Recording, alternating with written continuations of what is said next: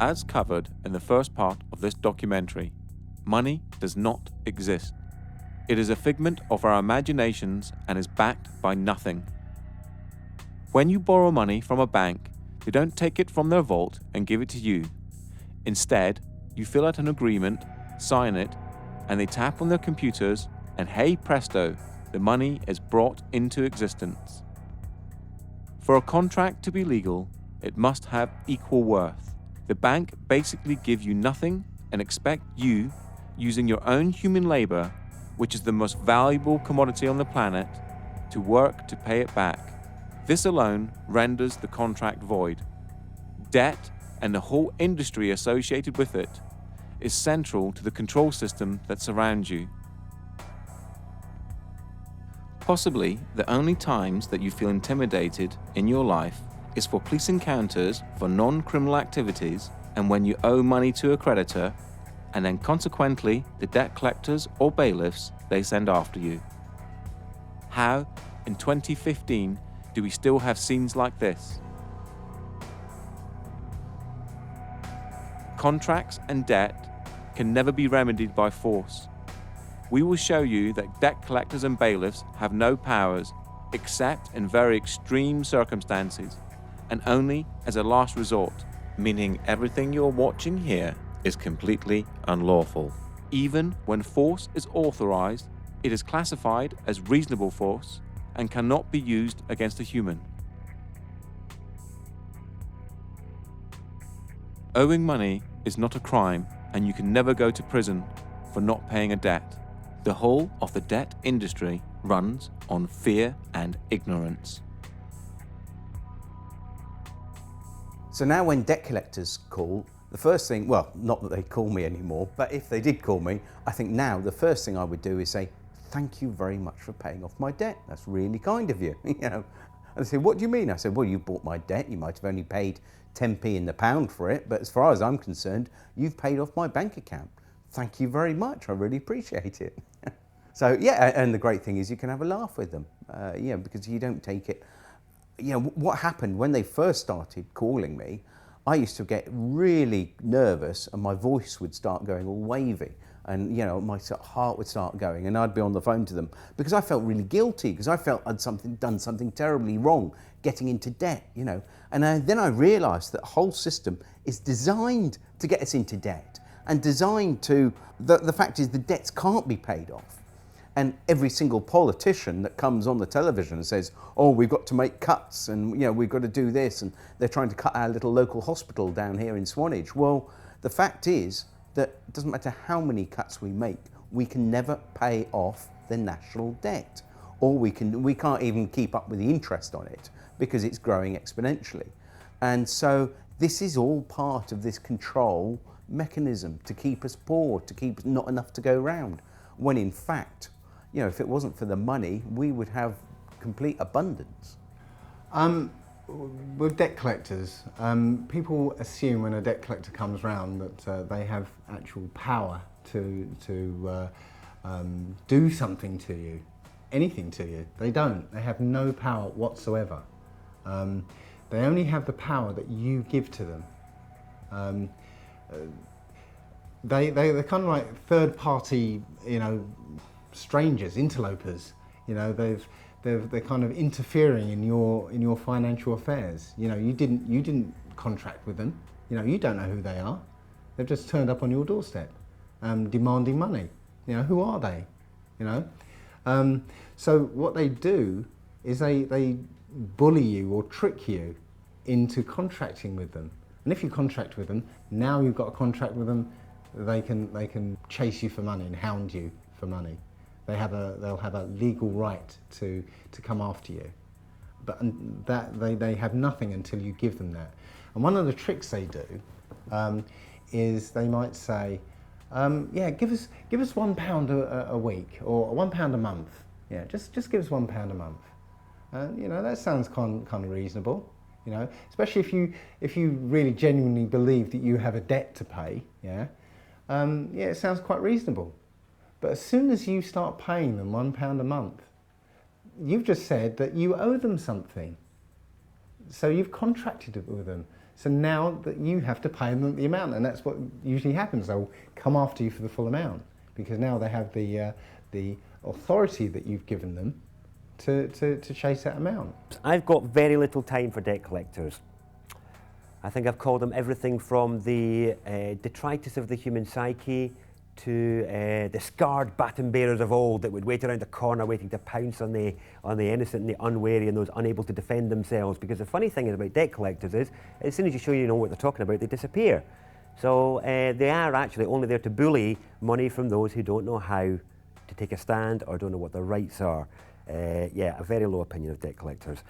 To the people who are worried about debt, let me quote a friend of mine who I will call Jay, because I'm not going to name him because he still works for the Royal Bank of Scotland. He's a credit risk underwriter for Royal Bank of Scotland, quite high up.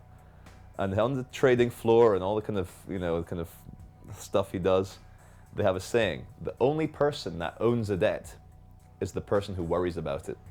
And it's as simple as that. Don't worry about your debt. It's not real. Okay, it's real in the extent you fucking agreed, but it's not. No one's going to die, nothing bad's going to happen, no one's going to get thrown in debtor's prison because it doesn't exist anymore. The reason why Western capitalism is crumbling is because people are starting to be wise to the fact that it's a big bullshit circus charade run by those in charge to make sure that they stay rich. And it's common knowledge in the BBC, Guardian, New York Times that in the last 5 years of recession, the rich have become fucking much richer and the poor have become poorer. If that's not enough cause for revolution, I don't know what is. But people, the only thing that holds people back with anything is fear. My advice to deal with debt collectors or to deal with anybody else is get informed. If you understand what you're talking about, you have a much more powerful position than if you don't know. If you don't know what you're talking about, you are at the mercy of people who pretend to know what they're talking about. My advice is get informed, understand your rights, understand their rights, what they can do and what they can't do, and then you're in a much better position to fend off any illegality or anything that goes against what should be done. Since the financial decline starting around 2007 to present, caused by the banks and then subsequently bailed out by public money, the effects of which are still being felt across the world. Since 2007, suicide rates in males between 35 and 55 have skyrocketed and can be directly related to debt.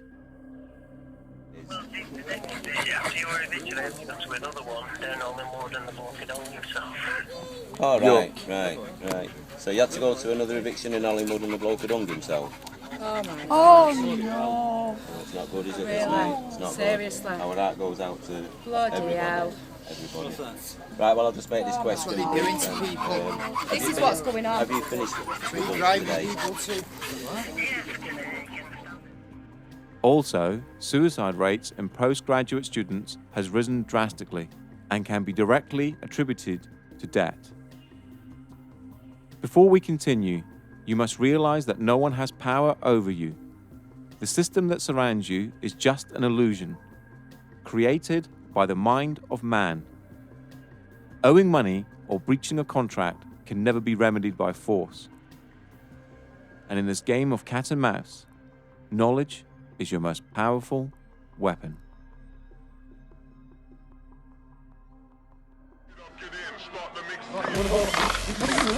Please, don't stop me. I'm not stopping you. Right, show us the warrant. What are you going to do? What are you going to do? Take it back. Where's he going? What is he doing? Stop that! You're being really stupid. Why don't you get some respect for yourself? Have a bit of dignity. Show us the warrant, please. I think we've got a warrant for the arrest. Can you show us the warrant, please? Show us your documentation. Show us the warrant, please, with a wet signature.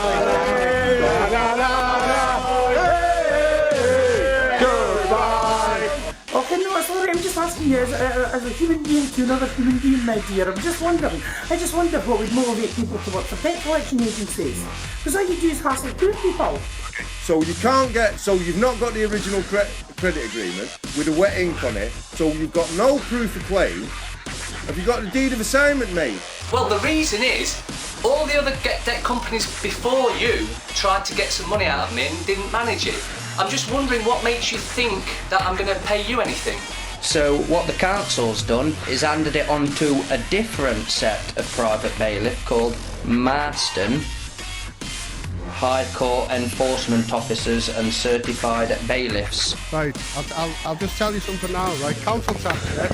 You cannot force entry. Go and bully somebody else. Yeah? I hope you enjoyed wasting your time. See ya! See you later! Bye-bye! See how fucking quick, hey, see how quick you just fuck off.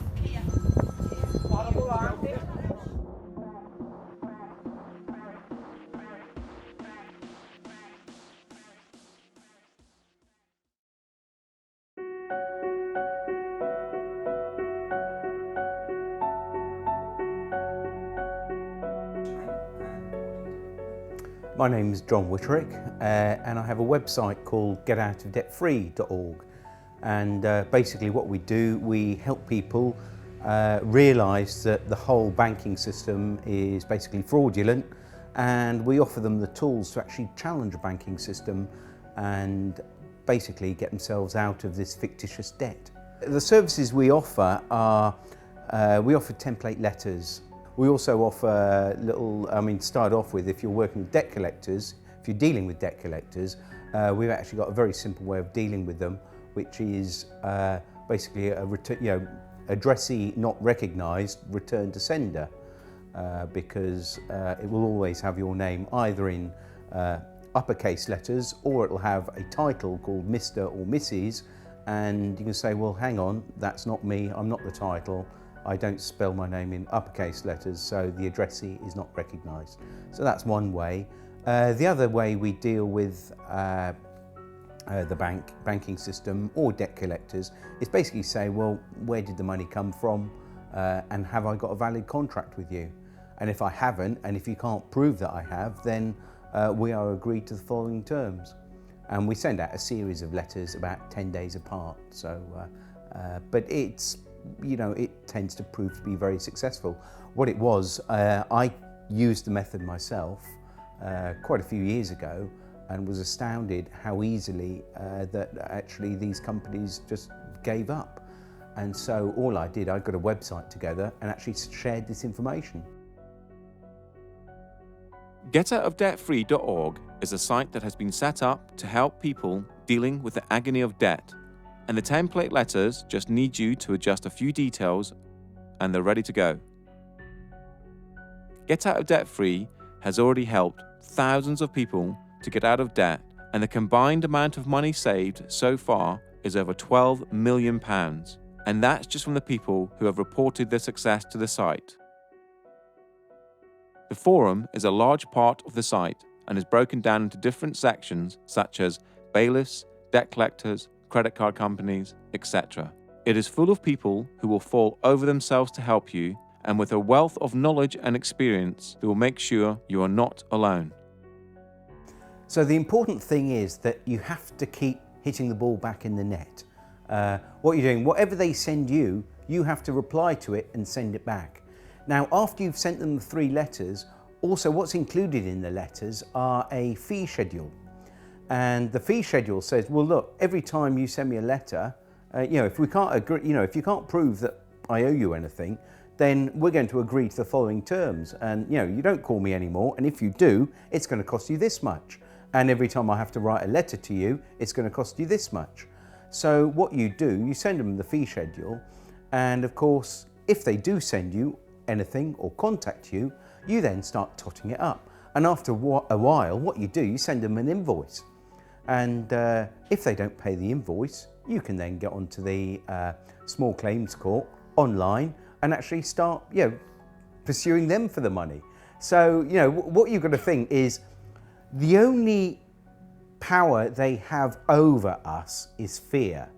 Now, when the fear goes and you start challenging them, do you think they really want to deal with you if you're going to be invoicing when there's all these people go, oh, like I was, really nervous, and they're going, oh, right, well, I should owe them some money to get to the stage where, no, hang on, mate, you've actually sent me 3 letters.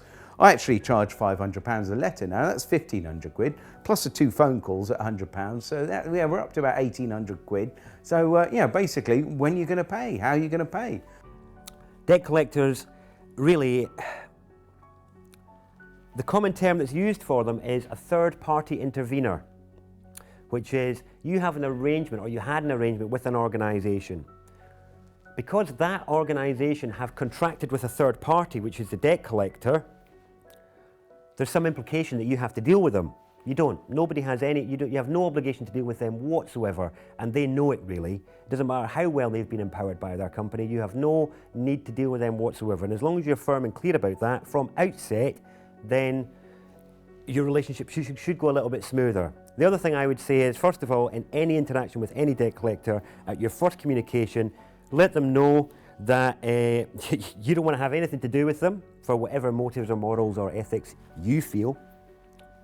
But also let them know that any future time they take of yours will be charged, and let them know that that is the terms of your engagement with them, and you can set your charges as you see fit. Now, one of the things that that people often miss when the debt collectors come knocking is that these debt collectors have actually paid off your debt.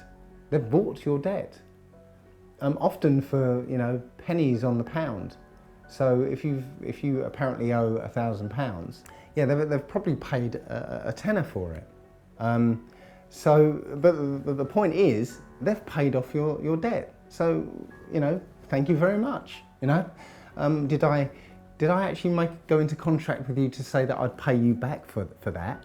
You should have probably asked me first before you went around paying off my debt for me. So where's the fear in that? These guys rely on fear to make you pay up. If you realise that they've got no power over you, and in fact they've paid off your debt, thank you very much. Where's the fear? All you're asking from them is an invoice for the amount they say you owe. Yeah. And nothing comes back.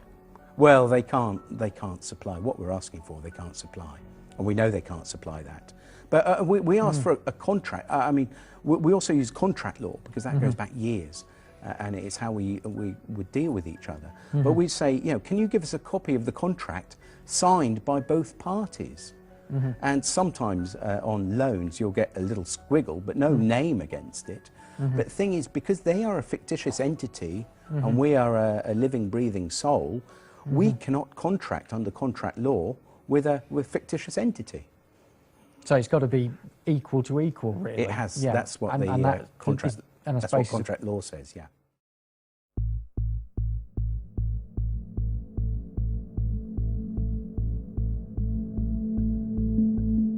Debt collectors have no rights of entry. If they turn up at your door, they can only negotiate how you will pay, nothing more. If they make threats pertaining to more power than they actually have, then they are breaking the law. Normally sending the 3 letters as described in the previous section, plus an estoppel, is usually enough, and it works in nearly all cases. If an agent of a debt collection company turns up at your door, you do not have to deal with them unless you want to. The best thing to do is to not open the door and wait until they go away. If you open the door, go outside and close the door behind you. Take your phone and film the encounter. Tell them you do not want to deal with anyone at the door or over the phone, only by post. Ask them to leave your property, and if they don't, or make threats, call the police. They will have no warrants, so the police must ask them to leave, as it is a civil case. They have no power, only empty threats. We deal with bailiffs quite differently from how we deal with debt collectors. So if bailiffs suddenly say, oh, we want some money, the first thing we would do is, if normally they contact you by post first. And we would just make a differentiation. We're talking about not court bailiffs, but we're talking about private bailiffs. And so for banks and things like that, it's always private bailiffs. So court bailiffs are a little bit different and a little bit specialised. So, but if you're dealing with debts, as and the website is, we'd be talking about private bailiffs. Now, the thing is, they actually have very, very few powers, if any. So the first thing you do, you send them a removal of implied rights of access. So you send them a document you can download off the website, which removes their implied rights of access. Now, what you're doing, you're removing that common law right from the bailiff to be on your property, which means that as soon as he sets foot on your property, then he's committing a trespass, which you can then sue him for. So you make that very clear to him. You can then put that notice on the door or on a window so that it's visible when they actually come onto your property. That's the first thing you do. It's a good idea that everything you do, if they actually turn up at your property, the first thing you do, ideally if you've got a front and back door, you'd go out the back door, lock it behind you, okay, and then go round to the front and meet the bailiff. Make sure you have a camera at all times and view everything. Notepads are great. If you have a notepad and a pen as well, if there's two of you, one with a notepad and a pen, another with a camera, it automatically you're watching them. They realise they're being challenged, and that they can't push you about if you're recording everything, and you're well within your rights to do this. The other thing you ask them with the bailiffs, you always ask them, can I see a signed warrant from the court? Now, it has to be signed by an actual judge, not signed by anyone else. It is very unlikely they will have this, unless they have this and give it to you to read, and you can then read it through and take notes. But you can then say, right, I then want to contact the court and actually ensure that this person that signed it is in fact who they say it is. Otherwise you're here under false pretenses and this is fraudulent. Very often, it's very rare that they actually have anything signed by a judge. So gentlemen, there's bailiffs on the doorstep, the concept of illegal debts, and how you actually deal with them when they're on your doorstep. So who'd like to take that? After that. Well, first thing you've got to understand is that the standard bailiffs have no power whatsoever. They will tell you they can come in your property whenever they want and remove property. They cannot. They're like vampires. You have to allow them in once. If you've allowed them in, they can come back and possibly break into your property and remove it. If you don't let them in the first place, there's nothing they can do. My son was dealing with a particular bailiff called Equita, who were threatening to come around and remove his property. And he showed me the letter and he got a little worried because it says, we would prefer you to be there, but if you're not, we will remove property anyway. And just to put his mind at rest, I actually phoned up the bailiff and stated that they'd said they were going to come and remove property, to which they replied, yes, we can legally come and remove property because once we've had a walk-in possession order. Now, a walk-in possession order is when they've actually walked into your property and started jotting down what you've got. If you never let them in the first place, they can't get in. And the bailiff admitted that if we've not entered your property, we cannot get in. One of the tricks they will do is try pushing past you. Right. If they touch you, that's assault. Call the police. What, just touching you? Touching you is assault. Okay. So they can't push the way in, force past you, that's assault. If they do that, call the police there and then. And they will back off, and also threaten them with a Form 4 warning, which you can send off to their certificating court, and they basically could lose the job for that. Right, I'm gonna go. What are you doing? Film this, please. Don't obstruct me. I'm not obstructing you. Right. Show us the warrant. Give us the keys. Show us the warrant. Let me have a look at the warrant. Bring 999, please. See it. 999. 999. You're not going in without a warrant. You don't show me what to do. I will. I just did. Yeah, well, you're wrong. I'm wrong, am I? What am I wrong about? Where's your warrant? Go away. There. You go. Can you see that? Let me have a look at the warrant. How you doing? There. Are you trying to be heavy here or something? Are you trying to intimidate me? You know what you're trying to do? You said 6 times, can I see the warrant? There is the fucking warrant. I want to see the warrant. Hand me the warrant. You're not you are here. And of course, they can't break into your house. That's the other thing. Everyone thinks, well, they can't. You can let them in. Once you've let them in, basically they can then go in again. But what you do not let them in. You make sure the house is locked at all times. Except for in exceptional circumstances listed here, criminal court fines, income tax, or, if it's a business, can reasonable force be used to gain entry, but only as a last resort and only after all other avenues have been exhausted. The wording here is reasonable force. Bailiffs cannot use force against a person, and it states it here in Schedule 12 of the Control of Goods Act, and here in the Criminal Law Act 1997, and on the gov.uk website. The problems arise when bailiffs do not understand their powers and misinterpret the words of the acts, which is easy to do as they are so complicated. Bailiffs tend to pick the parts of certain acts that suit them best. A prime example of this is when the police attend and the bailiff shows them a court warrant, walking possession order, or something of that nature, and then they show this part of Schedule 12 of the Taking Control of Goods Act, where it states it is an offence to obstruct a bailiff. The police will state that they are there to prevent a breach of the peace, and if you obstruct the bailiff, they will arrest you to prevent that breach of the peace. This can be broken down to a tale of the tape to show the position of each person in the situation.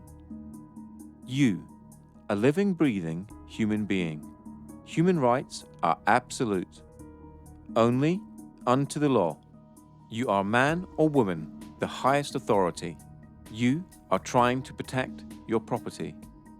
The bailiff works for a corporation, has a fictional title and is representing a fiction. No rights to use force against a human.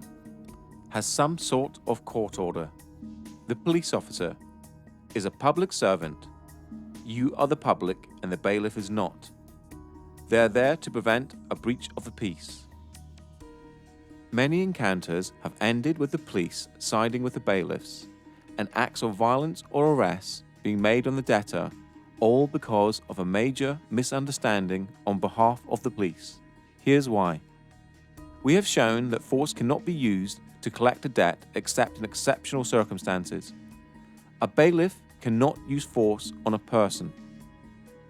If you are standing in front of your door and peacefully resisting, they cannot move you out of the way. For an arrest under the prevention of a breach of the peace, there are plenty of case laws that show the aggressor is the one to be arrested. The main definition comes from R.V. Howe, 1981, and the following next 4 case laws define who is to be arrested to prevent a breach of the peace.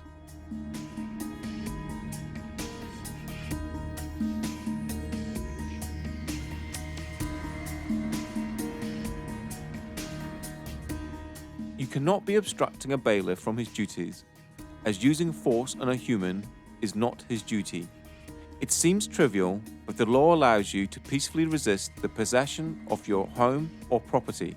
If the bailiff is there for a debt or a non-criminal fine, such as a speeding ticket or parking ticket, then it is a civil matter and the police must be impartial no matter what the paperwork says. R.V. Howe, 1981, and Bibby v. Chief Constable of Essex Police, 2004, are now held as the authority for defining a breach of the peace.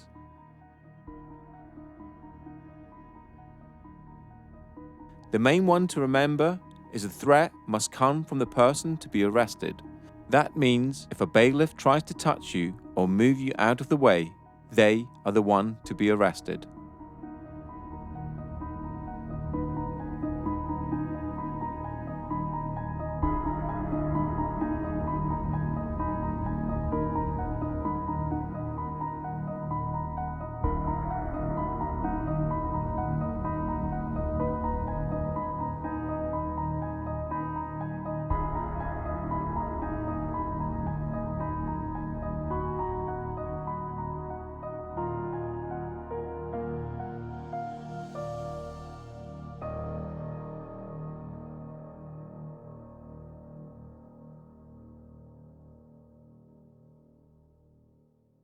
I'm talking to you. I'll help you up in court, mate.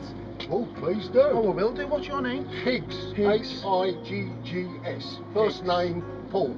date of birth, 5/9/55. I'm being intimidated and threatened. Your opinion is worth less than something I might trot on. You! What's the matter with you? How many of you are there? What's it got to do with you? Hello? You're committing trespass and fraud and theft on people. That's what you do for a job, and you should be disgusted with yourself. That's what you do for a job. You're a thief. Go away, you ain't having it. Too many fucking massacres today and more coming down. And Monet ain't even started. They're all sweetly protected with 200 people in the street. You haven't got the firm. Because we got the firm. Look how many fucking people. Yeah, we got Can we report a crime, please? These criminals here, please. These criminals are Constable. trespass on our land. And can you please explain that the evidence is not admissible if it's not signed? This is not signed, nothing's been signed, it's inadmissible, and you will be trespassing if you come on this property. You can't force your way into the property. What are you doing? You're breaking the law. You're breaking the law. We're filming you. Who are you? We want some ID, please. Have some ID. We can have some ID. Why are you trying to force in here? Let's go. That's a warrant of control for the unpaid penalty. And where's the magistrate's signature? Don't need a magistrate. Oh, yes, you do. So you can call the police if you wish. You both have no power here, so you should leave, because we will ring the police. You can do that, but it will be deemed theft. Leave the land. Leave the land. Leave the land. Thank you very much. Leave the land, please. He's got no authority. He's a locksmith. Get him off the land. Thank you very much. You need to read this in relation to this eviction today. We're not allowed to use any force or violence, and that would be laid at Magistrates Court tomorrow for a summons against anybody here who authorises or who issues violence for this eviction. It's simply not allowed. I'm pretty sure of that. I'm pretty sure it's not just a job. Yeah, I'm sure it's vocational. You're doing the right thing. Yeah, you swore an oath to protect us people, not to protect them, to protect us.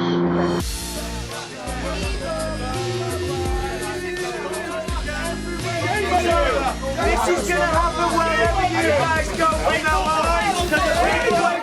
You people need to really think about what you're doing, please, before it's too late. And don't be arrogant, Mr. Koresh. You really have got a problem there. We've got warrants against the property. No, you haven't. Don't touch me now, mate. Don't touch her. Not touching her. Don't touch her. Right. I'm not touching her. You're not coming in. You're not coming in. You're not coming in. Right. CAU. Not the job done.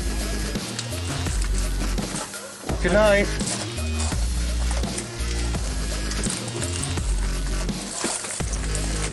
The law. This is criminal. This is trespass.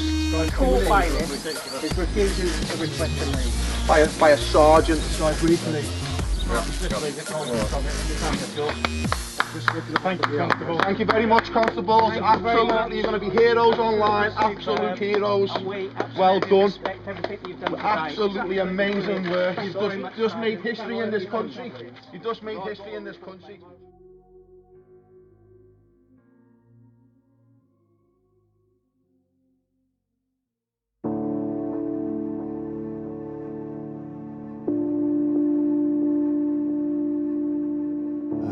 In this society, there is no way of actually living free at this point. I've had the idea to find some land somewhere, buy a piece of land and build my own house and live apart from the system. The system will not allow you to do that. They will come for you and kick you off your own land and force you to live the way they want you to live. What I feel is quite important is people need to get educated. People need to start waking up and realise what's going on around them. Generally, people tend to only give a damn really what's happening when it's actually on their doorstep and it's happening to them. But unfortunately, we can't wait for that to happen. We need to realise that we're all one and the same. We all need to look out for each other and protect each other, because we've got a system now that's been built up around us. We've got a corporate web of an empire that's completely taken over every aspect of our lives. So, to people who are worried about debt, again, don't worry about it. You got family, you got kids, you got real problems in life. Worry about those. Debt is not something to worry about. Fair enough, some people have mortgages. But again, as I said earlier, you start dancing with the devil, you're gonna get burnt, You play with fire, you're gonna get burnt. You're gonna sign agreements that banks own your house, you're gonna get burnt if you don't pay that. But in terms of consumer debt, personal loans, unsecured debt, fuck it. Yeah, you won't be able to get a mortgage for 6 years. And who's got enough money to save up to buy it for a deposit for a mortgage? Anyway, I don't know. So just don't worry. Live in love. Get out of debt free we've got one piece of the jigsaw, but there's so many things that need fixing on the planet, like health, education, law, everything. There's so many pieces, and I've been at, I think, 8 different festivals this summer, and I've seen tens upon tens of, probably 50 different speakers, and all of them have got a little bit of the jigsaw, and I'm sort of just trying to see how together that we can build a new sort of reality based on fairness, because when you realise that, hang on, they're spraying stuff in the skies, they're putting stuff in our water supply, and they're cutting down rainforests, and these are all problems. Now, I've got the answer to one of these, but to change the world, we've got to sort out all these problems, I feel. The people stand above the government stand above citizens. And in America, we've taken the term citizen from them, but citizenship was actually created with the abolition of the slave trade. And it was so that slaves could be given the same rights as the free people, but without the same power. So the citizens were always going to be ascribed their rights and responsibilities by the government. And it was so that they could keep a finger on the ex-slaves. Whereas that's now been applied to everybody everywhere, and now obviously you have good citizenship classes at school, and citizenship is on the curriculum now. So all this is being not brought in for us, it's been brought in for a couple of generations' time, when it's totally normalised that everyone is a citizen who only has rights and responsibilities because the government gave them to them. And the standing as the people will be long forgotten by them. The sadness of this is that there is a lot of people out there that are involved in the commercial construct and are doing things every single day for one reason, that's basically to survive. So they have to go to work every single day and know that what they're doing is not moral. But they have to do it because they feel that there is no other way they can support their families. They are taxed to the hill. Everything that they've got, they are threatened with its removal if they do not comply. That's a very, very sad situation, because that means that the human being is being controlled by a construct and can't escape that construct, and it gets worse day in, day out. They want a way out. Ignorance is our fault. Not being up to speed with what's going on is our responsibility. We're giving our power away to people who are using it against us. People need to understand. People need to wake up to what's really, really going on before it's too late, and stop looking at the mainstream media. Stop looking at the mainstream newspapers. Start looking at some information that's real and is relevant, because otherwise we're all going to be microchipped, we're all going to be controlled. We can barely do anything now, having to ask the government for permission to protest against the government. Our freedoms are being taken away by the day, and people are not noticing because they're being distracted with other things, from religions, from TVs, from celebrity gossip. We need to be adults about it, we need to open our eyes, and we need to really, really see what's happening. Otherwise, we're going to be in the middle of this new world order, this complete one system of control, and we're all just going to be barcodes, and that's the way it's going, and that is the true reality of the world that we're living in at the moment. 5 years ago, when I was looking for letters to actually send to the banks, there was nothing on the internet. Nobody was talking about this, apart from Mary Elizabeth Croft, who I based our letters on. And I thought, oh, this is wonderful. And I was thinking there must be template letters out there for, after the book that she'd written. There was nothing. Now we've got websites and forums and loads of different letters out there for dealing with banks and debt collectors. So that's how far in the last 5 years consciousness has shifted. People are waking up. Now, when we hit the 100th monkey effect, that's when everyone wakes up. It's like a new film that's like no one has heard of, and then suddenly it breaks through and everyone's talking about it. And I feel that people suddenly realise, my goodness, we've been had by the banks, the governments and the corporations, and with endless war, with endless poverty, and keeping us on that treadmill.